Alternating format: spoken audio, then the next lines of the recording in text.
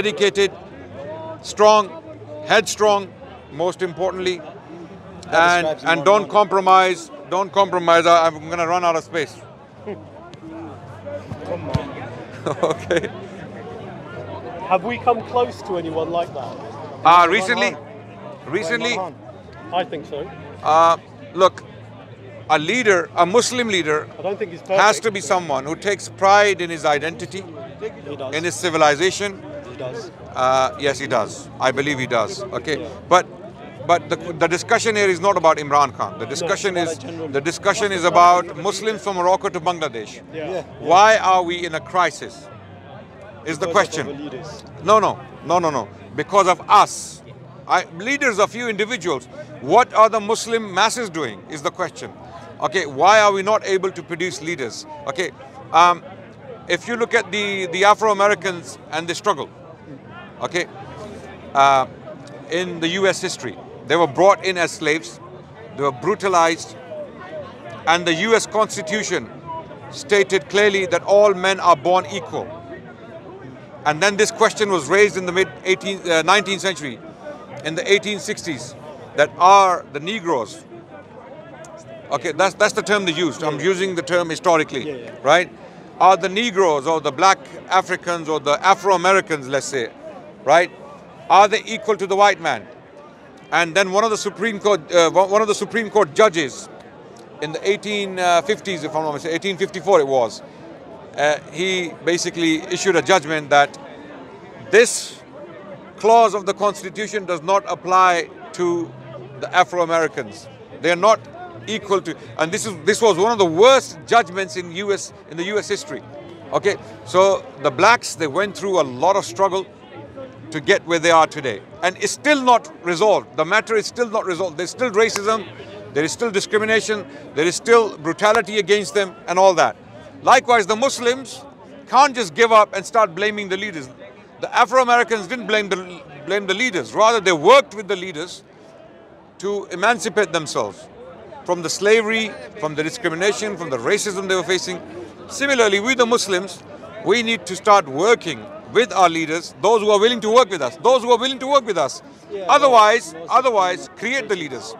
And how do you create the leaders? First of all, the first step is to learn about yourself. Who are you? Who are we? As humans, as Muslims, what do we stand for? We need to understand our history, our civilization. What is it that we want? What are we offering to the world? Is it something better? Or is it something we need to put behind? Okay? For example, currently what's happening in the Muslim lands, none of the Muslim lands have Islam as the guiding force. They are following different ideologies, different systems.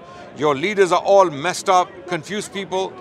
Some of them are semi-socialist, others are semi-communist, some are semi-capitalist. They're not fully anything. You know, we have a saying in the Urdu language, "Kavva chala, hans ki chaal apni bhi bhul gaya." You know, "Dhobi ka kutta na ghar ka na ghat ka." You must have heard these. Yeah, that you're trying to walk someone's walk, but you are neither that nor what you were supposed to be in the first place.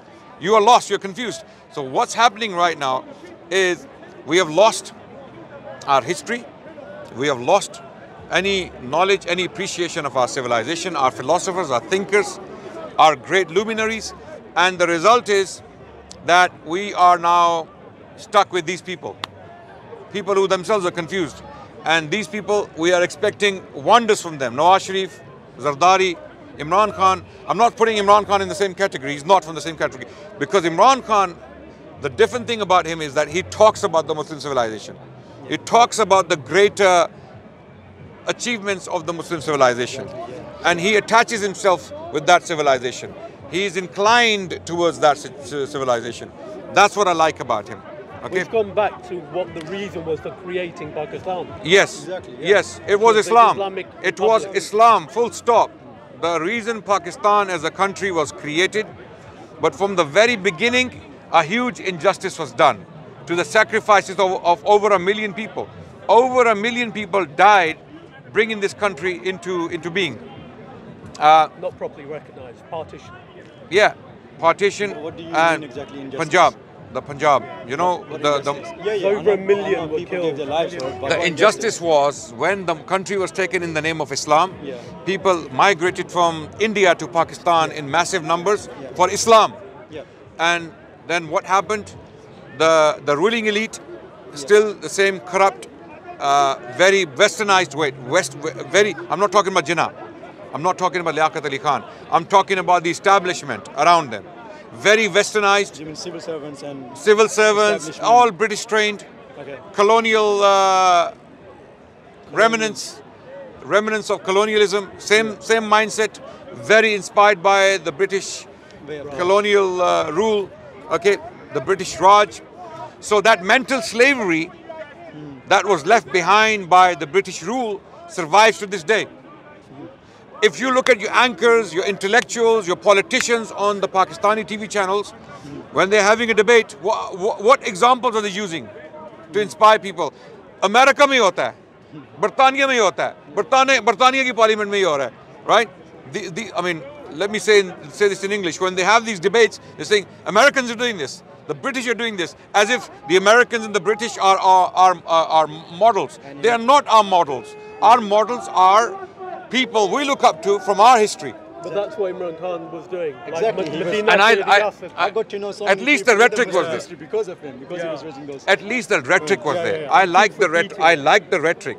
The rhetoric was beautiful. It's still very beautiful. Yeah. Medina ki Riyasat, the slogan is beautiful. Yeah. Okay, he wants to revive the Islamic civilization. Beautiful. He even said in his speeches that our hero is Tipu Sultan, Yes. not Bahadur Shah Zafar. Okay, and I really cherish that because anyone who studies the history of Tipu Sultan, they know what he stood for. He was a very powerful leader, What he's a very doing is- sincere leader, a very Islamic leader. What he's done is he's reminded everyone that concepts like the welfare state Yeah. aren't just British No. 1940s kind of concepts. These are concepts that were started 1400 years ago. Absolutely. Islamic government system was the first system that facilitated that welfare state Yeah. he talks about very often. The Romans did not bring a welfare state. The Greeks did not. The Egyptians did not. The Babylonians, any civilization before Islam and after Islam specifically did not bring a welfare state. Islam as a system brought that welfare state system, you know, where people are given the importance they deserve. So certain things were put in place for people to benefit from, like the state took responsibility for many things, the security, for example, even the medical needs, even what we call the child benefit, which is what people love in Britain. You know, mothers leave, you know, mothers they receive child benefit, right? Housing, things like that. So the Islamic State, when I say the Islamic State, I mean the classical Islamic State, yeah, not the recent one, yeah, yeah. Because again, it's a slogan these guys used, and they abused it, right? They actually tarnished the word Islamic State now, unfortunately. So we need to really do a lot of work to explain to people what the term or the terminology Islamic State actually means. So Imran Khan has been talking about that, and I cherish that. So what we need is leaders who are inspired by the Muslim civilization. They have Islam in their hearts. They are Islamified completely, mentally speaking. They are not colonized mentally.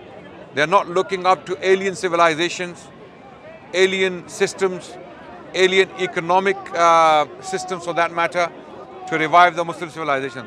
The Muslim civilization is very unique and it still lives very much. I believe from Morocco to Bangladesh, you know, we are still very much a one body, and things can still happen. We can In some ways, the world's kind of systems are all mixed anyway. Yeah. They're mixed economies, they're welfare states, they're privatized, etc. Yeah. And Islam kind of has bits of all of that right from the start. Islam has a It lot had a better bit than of capitalism. It had a welfare state. It was very Islam. business-minded. Yeah. Islam has a balanced Yeah. system that does not necessarily fit into any system we have today. Okay, it's a unique system which works with a framework. Okay, you have to have the entire framework for the system to work. You can't take the arm and put it on a body that doesn't belong to the arm, and vice versa, right? You have to work with the body, the entire body. You want Islam, then it has to work as a system completely. You have to use the Islamic moral system. You have to use the Islamic economic system. You have to use the Islamic legal system. Okay, you have to use Islamic policies when you deal with other people, neighbors, other human beings, and then you see Islam flourish as a civilization. And when this was done historically, we became very powerful, very influential. In places like Pakistan, which was created for Islam. Yeah. There isn't that. So, for example, they do have Sharia courts. The fact that they do have certain moral kind of culture, moral standards, etc. They have a mixed economy, but they're trying to bring in mortgages, for example. There is a problem. Interest-free. The problem is the people of Pakistan, unfortunately, they will reject Islam. It's very negative. No. I'll tell you. Your weddings are completely Bollywood. Yeah. You have mujras going on your weddings. There are men tossing money on women dancing naked. Wait. No, it's not the minority. You don't watch TikTok? You're not on TikTok? I don't know what kind of stuff you guys neither am I. You need to stay off that stuff. Neither am I. Watch SC Dawah. I'm watching. But I can't close my eyes. I'm on Facebook. I do Facebook browsing, and then this stuff comes up. And you're thinking, what the hell is going on in this country? I'm not living in a bubble. I live in the society. I travel to. I still think Pakistan's a conservative society. It's a conservative society, partially. When it wants to be. Okay. I think you will see people come on the roads, condemning all those people who insult the Prophet ﷺ. They will go and kill people, like they did this Sri Lankan engineer in Pakistan, right? They killed him for something he didn't even do, right? But when you talk to those people, you ask them to read one simple statement from Islam or even the Shahada, the Kalima, they can't read it. But that's lack of education. I mean, okay, this no is why investment in young people in Pakistan. That's the problem. You hit the nail on the head. Because there's no education, the people will reject Islam. Real Islam, when it's applied on people, when they are taught Islamic morals, when women are told to cover, when men are told to behave yourselves, stop drinking and stop doing mujras and stop, buying and selling women and things like that, okay, and stop oppressing the poor. Stop doing corruption, stop taking bribery. You go to Pakistan, any Pakistani institution, and this is a self-assessment. I'm not being a cynic. Okay, I'm telling you the facts as they are, because I have family in Pakistan. I go there very often. I deal with these state departments. They are corrupt to the core. They are corrupt, absolutely corrupt. You want to get your own right, you have to pay for it. Yeah, but that's what happens when you live in poverty. No, that is you can't blame poverty. I've been to Africa. Yeah. Africa's, look. Well, there's very corrupt places in Africa. There are, absolutely. But I've been to some of the poorest countries in Africa. They are cleaner than Pakistan.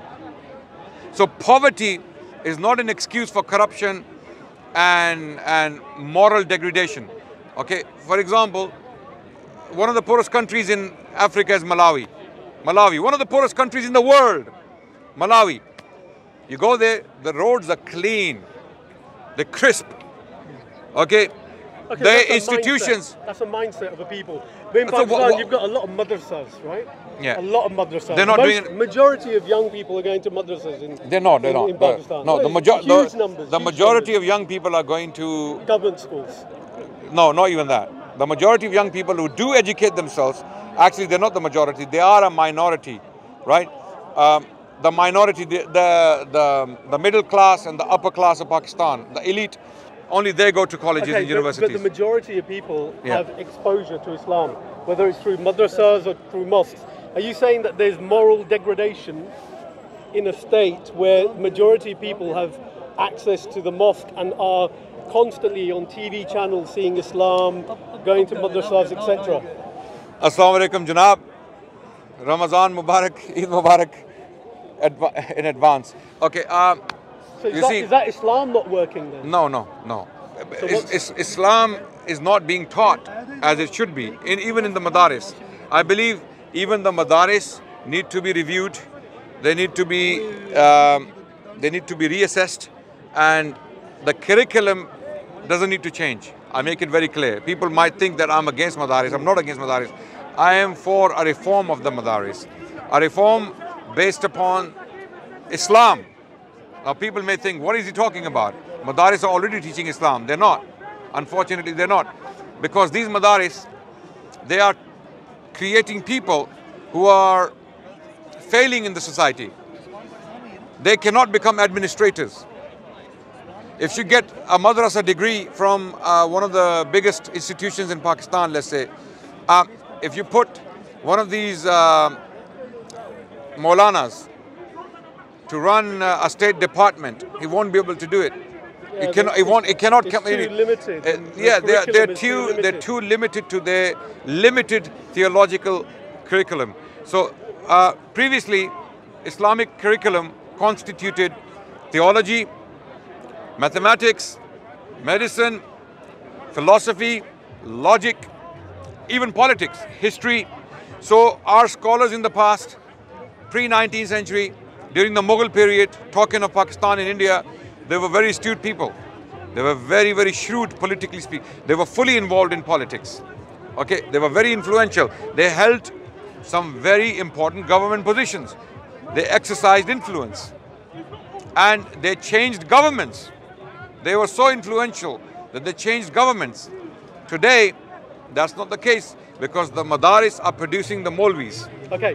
Yeah. Before I go, obviously we've had a very negative outlook on what the kind of potential is to have a Muslim leader who's going to unite the Ummah. Yeah. But if we gave you the keys to the Prime Minister's house, I wouldn't take them. In Islamabad, I wouldn't take them. What would you do first? I wouldn't take them. You just wouldn't take it? I wouldn't take them. Is that the attitude that all Muslims should have? No. Because I wouldn't take it because the people are not ready. If I would come to power, I would try my best to speak the truth.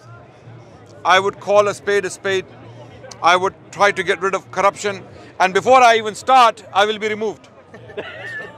So why take the keys when I can't even enter the door? When I can't even enter the house? When will they be ready? And how? Is the issue with the leaders, or is it with the people themselves? People. So I don't blame the leaders. Okay, what do you do? Leaders come from people. What do you do with the reason why 220 people are shouting slogans on the streets of Pakistan, Nawaz Sharif Zindabad. Can't try to redo the curriculum. Listen. Have one curriculum. People condemn Zardari. Yeah. Let's say, yeah. Okay. Mr. 10%. You Mr. 10. No, Mr. 100%. Okay. Yeah. Let's call him Mr. 100%. The Whatever. man who flirted with Sarah Palin. Literally a couple of weeks after his wife that's was the least. assassinated. That was the least. Imran Khan is not an angel in the. No. Yeah. But he's president. Yeah. And he's kind of saying, "Oh, you're gorgeous in real life." Yeah, no problem. It's good to be charming. It's good to be courteous. Well, Yeah, charming. you're looking beautiful. Very no problem. Islamic. There's no problem. There's no problem with that. A compliment, which is. Have you seen the video? I've seen it. Okay. So the point I'm making is, Mr. Zardari. you condemn Zardari for being corrupt. A lot of people do, right? Yeah. But you go to a rickshaw in Pakistan, he's a Zardari. You go to the vegetable, the street vendor, he's a Zardari in his own right. He's gonna try to cheat you. You go to the tailor, he's gonna try to cheat you. You go to anyone, okay? Unless and until we work on the morals of the people, the leaders will be the way they are. Yeah. Okay, so we need to start. We need to start educating. We need to start educating our people about Islamic values, Islamic morals, how to be true Muslims, and how to be true to the word, right? How to be upright, how to avoid temptations of money, corruption, and bribes and things like that. Once we have that, you will see Islam will rise. Islam will rise as a power once again, because this is what gave rise to Islam in the first place, the morals and the principles. UAE. Yeah. Do they have corruption? Yeah. To the same level as Pakistan? No. UAE is rich. No. Pakistan's they don't have the same level. No. Pakistan's got corruption because of poverty. People need to find a way. UAE does not have the same corruption as Pakistan. No. But it does have corruption. No, because the leaders of the UAE, as good or as bad as they may be, right? What do you think of the moral standards there? When it comes to corruption, financial corruption, they don't allow it. Their police will not take bribe from you. Okay. Predominantly that's the case. They will not take bribe from you. The legal system is quite fair. The the hospitals, the roads, the universities are functioning. Okay. Would you like to be a leader there then? Are the people ready for you? I mean, still, why do you want me to be a why do you want me to be a leader? I want to know what kind of people are ready. It's my personal choice. I'd rather read books and enjoy my books and my quiet life than... no, I meant, what I'm actually getting at is, where are the people ready to have the leader of the ummah? Because you're saying effectively the people aren't ready for a leader. So effectively, we have to live abroad. I believe we'll get better Islam. I believe in the Muslim world, monarchical system is better than these sham democracies. Okay, if you look at the monarchies in the Muslim world, Saudi Arabia, UAE, Bahrain, Qatar, Jordan, Morocco. Okay, wait. Look at them. Have you been to these countries? I've been to them. Okay, they are relatively prosperous. Less corrupt. No, not Jordan, not Morocco. Morocco doesn't have oil. Tourism, in some cases so even immoral tourism. Are you into dynastic politics then? Over the democracy, absolutely. So you prefer Bhutto, Zardari? No. These are products of democracy. Modi, Zardari, Trump, Boris Johnson, and other despots around the world. These are products of democracy. Okay. And even the proponents of democracy, they acknowledged that it's a very bad system. Even Churchill is known to have said that it is the best out of the worst systems to rule, to govern. He clearly didn't read Islam very carefully. But isn't there this concept of consensus of opinion? Yeah. And the Prophet talking about how his ummah will never make a mistake when it comes to picking their leaders. But that has a context. That statement has a context. That's an element of democracy. Yeah, they will never unite on, let's say, an error. The ummah will never unite on an error. For example, picking a leader would be a big decision. So they wouldn't unite. Picking the wrong leader. Picking a leader is not one of those things.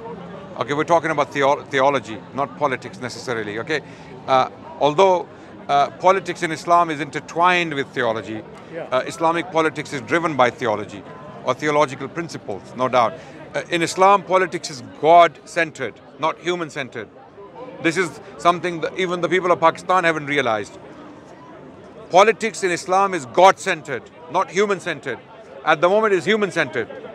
It revolves around human beings and their deliberations and their speculations. But we have guidance from Allah. Allah has revealed the Quran upon the Prophet. Quran is the guiding force. We must use the Quran to rule our societies.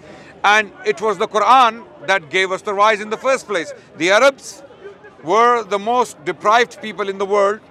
Lo and behold, within 50 years of the revelation of the Quran, they become the torchbearers of one of the greatest civilizations in human history. For over 1,000 years, Muslims, due to the Quran, produced some of the best scholars, best intellectuals, best poets, best educational institutions, best economic systems, best militaries, best generals. That's because they didn't just say the people are not ready. They took the people that they had and they inspired them. So there were enough people to uphold the system. In Pakistan, we don't have any leader who has the balls, I'm sorry to use the word, to stand up and say, we need Islam. Islam is the solution. You guys are all a bunch of hypocrites. You're playing games. You are playing games with all the sacrifices of over 1 million people who gave their lives for Islam. Those people who were killed during the partition, trying to move countries, they were killed for Islam. They didn't die for Zardari, for Ayub Khan, or for Bhutto, or for Yahya Khan. They didn't die for these people. But the problem with your model is if you have a dynastic system, a monarchical system. No, I'm not saying. How do you pick the person who's going to lead and then his son's going to lead? I'm not saying monarchical system is perfect or it is ideal. I'm not saying that. I'm saying currently. So how do you pick your leader then? We have guidance in Islam. So you get together. We call them Ahlul Halli wal Aqd. This body of scholars, intellectuals, influentials, They come together from all walks of life. We call them in Islam Ahlul Halli wal Aqd. Okay, these are the people of opinion, the people of intellect, the people of knowledge and education. They come together and they collectively choose, not the mob. If you will leave it to the mob will choose one of them to come and rule, and that will be the rule of the mob, as it is in our countries today, unfortunately, wherever you have democracies. Even in democracies you have dictatorships, by the way. There is no clear, pure democracy in the Muslim world. Would it matter then what fiqh or what sect they're from? Yes. The majority, if they are Sunnis, it has to be a Sunni. So it'd have to be a Sunni? Yeah. The majority are Sunni. Okay, but would so they for have a to country be, like Pakistan, you can't appoint... Would they be Hanfi,